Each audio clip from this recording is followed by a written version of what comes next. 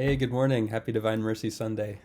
So, what I'm doing here is recording the homily I had for Mass because our stream got interrupted. Who knows? I think it's just one of those things that will happen once in a while. I don't think it can be helped. So, have to find another Mass to watch today. Sorry about that. But I went through the trouble of writing a homily, so I think I'll just go ahead and record it, and for what it's worth. And it really starts with an acronym that, as far as I know, didn't exist, or at least nobody. I never heard of it until a couple years ago, and we all talk about FOMO now, fear of missing out, right?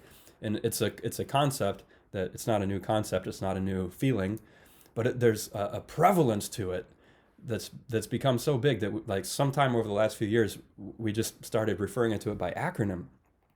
Well, I don't know of a more intense example of this thing than what happened to just one of Jesus's apostles after his resurrection. So, okay, now Judas, of course, was out of the picture already.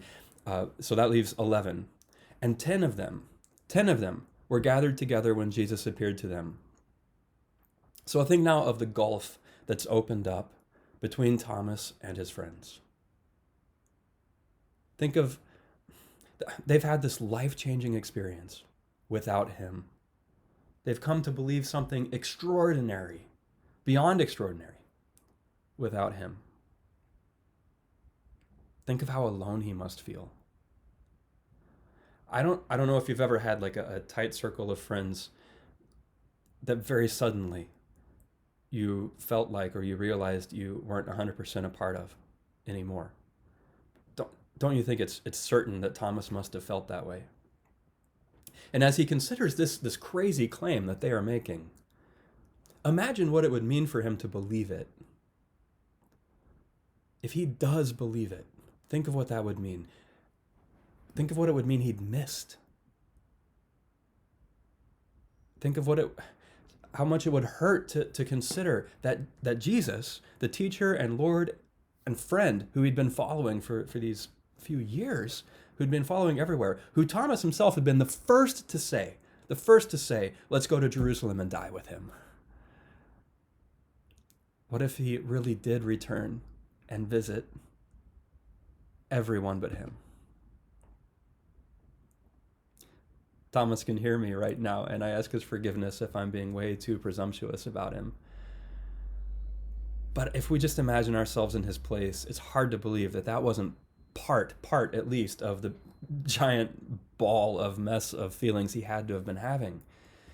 What we know for sure is that what's being asked of him, it's too much. It's just too much, and Thomas says so. So, okay, now please get this straight, all right? The experience that Thomas is asking for is no more. It's no more than the same experience that the rest of them already had a week before.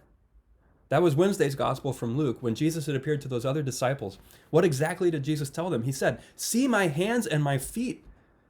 It's really me. Touch me and see." Thomas is just saying he needs the same.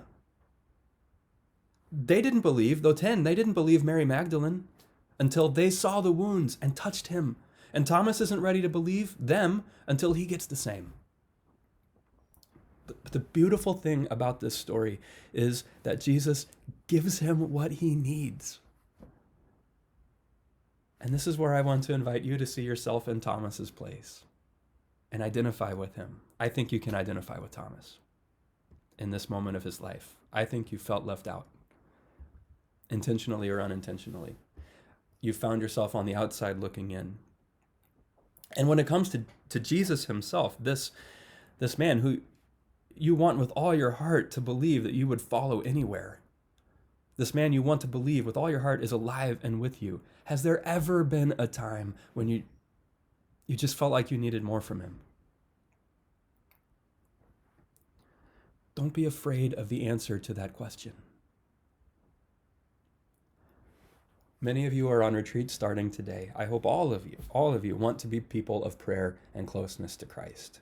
And one of the best things that can happen in prayer is when you open up something you've kept like hidden. Hidden from God? No, there's no such thing. But hidden from you, like stowed away. The things that you find too ugly to bring to light, or childish, or selfish, or just twisted up and wrong.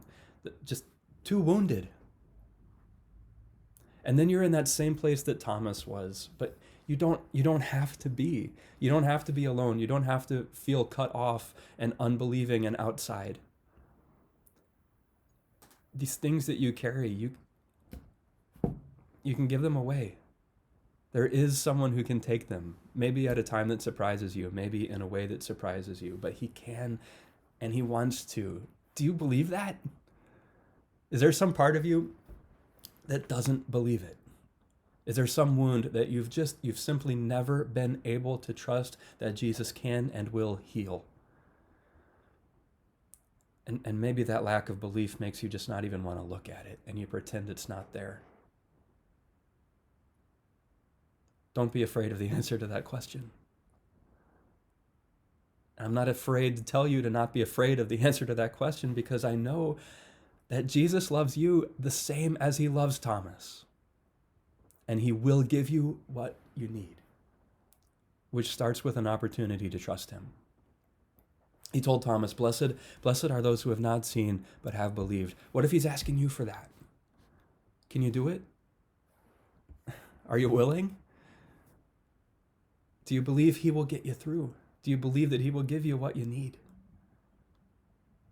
Do you believe that if you give him all of the things, including the wounds that deep down you really haven't believed ever would heal,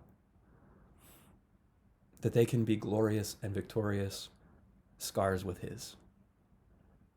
Don't be afraid of the answer to that question.